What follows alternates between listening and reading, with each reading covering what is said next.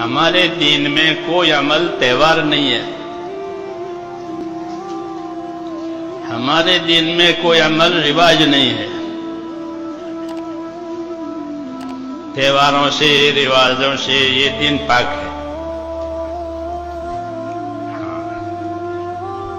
یہ دین کہ اللہ کا حکم ہوگا، نبی کا طریقہ ہوگا. اللہ کا حکم ہوگا، نبی کی سنت ہوگی. تہوار غیروں میں ہوتے ہیں، رواج غیروں میں ہوتے ہیں. ان کی قوموں کے رواج، ان کی قوموں کے تہوار ہمارے خود نہیں ہے. ہمیں حکموں پر اور طریقوں پر رکھا ہے. عبادت میں بھی، معاشرت میں بھی، معاملات میں بھی، ہر بات میں یہ حکم والے ہیں، یہ طریقے والے ہیں. نکاح تو نکاح یہ کوئی رواج نہیں ہے. نکاح جو ہے سنت ہے.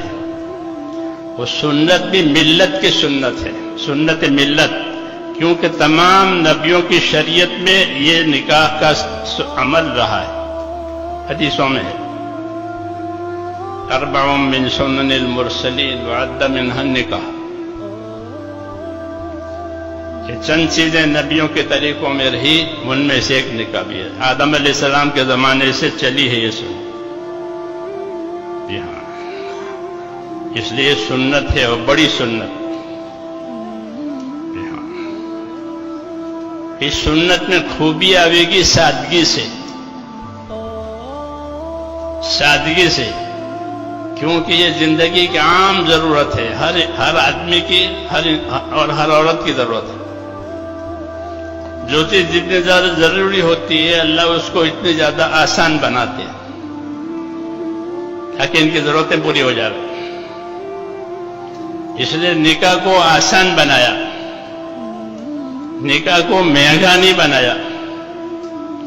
نکاح میں کوئی خرچہ نہیں ہے سوائے مہر دینے کے. مہر دینا فرض ہے، ولیمہ سنت ہے، اپنی طاقت کے مطابق کرو.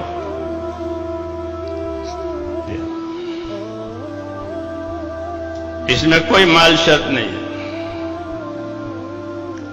اور نکاح میں برکت اور خوبی کب آئے گی؟ کہ جب اس کے اندر سادگی ہوگی.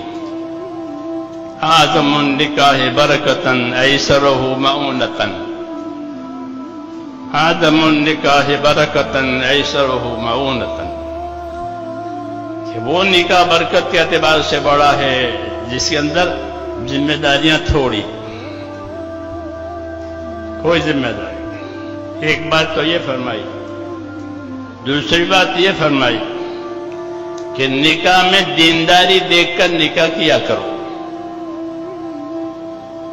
دوسری قومیں مالداری دیکھتی ہے، خوبصورتی دیکھتی ہے. ہاں، یہ دونوں نہیں ہیں. ہو جائے تو ٹھیک ہے، نہیں تو فرمایا دینداری کو ضروری سمجھو. علیک بذات الدین، دینداری کو ضروری سمجھو. یہ دینداری کے بنیاد پر نکاح کر لو. چاہے خاندان غریب ہو، چاہے خاندان مالدار ہو. لڑکے کا خاندان غریب ہو لیکن دیندار ہے کہ نکاح کر لو. لڑکی کا خاندان غریب ہے لیکن دیندار ہے کہ نکاح کر لو. پھر غریبی کیا کرے گی کہ غریبی دور ہو جائے گی.